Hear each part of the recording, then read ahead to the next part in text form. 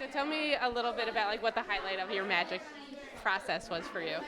So the main highlight was definitely being able to do, incorporating stuff that I love doing, which is working with children, into an actual, scientific experiment. So in this experiment, the way I was able to do that was when I tested the children, I got to, interact with them and stuff, and that's definitely something that I really like doing. How did you come up with the idea for this project, like combining the technology and the research and stuff like that? So, Hindi herself does a lot of actual like psychology kind of things, and I myself, for school, I use, a screen time, electronic devices for almost everything.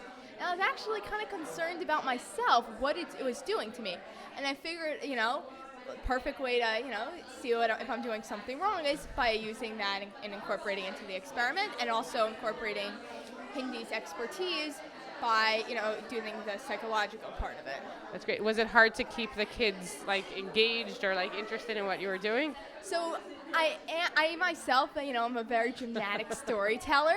That's so for sure. that definitely did help. But as I said, earlier, when I started with the no pictures for the kids that were constantly exposed to electronic devices, all broke loose, and they honestly could not pay attention for the life of them. What was the biggest like thing that you learned from your work with the kids, or in terms of, or what was the biggest thing you learned from developing a scientific research study? So I would actually say the ability to do research by myself without guidelines. So in schools, I've always had a teacher, tell me step by step, this is how you do it. Here's a link to a website to make it even easier. And then here it's like, welcome to the world. And, I had Come to up with it on your own. and come up with something on my own. And I'm definitely, very grateful for that, because as I go, progress later in life, that is definitely something, a skill that, you definitely will, I definitely will need. Were there, I guess, what were the frustrating parts of it, and like kind of what did you do to sort of overcome some of it?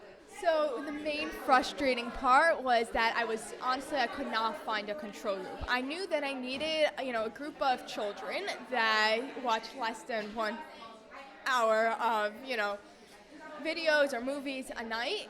And when I went to most of my neighbors, they're like, oh yeah, we watch between 3 and 5 hours. And then when I did my own research, I found that the main groups that I could find that had no exposure to technology, number one, were Hasidic people. However, there was a language barrier because they only spoke Yiddish.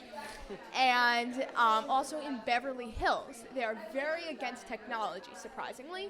And however, by FaceTiming them, it would be counterproductive to my experiment. Any advice you would give for somebody interested in magic, or sort of, overall thoughts? So I would say this is definitely a year-long project, and definitely don't do something that you don't care about. Make it something that you would want to invest your time in and that you actually enjoy. Awesome. Thank you.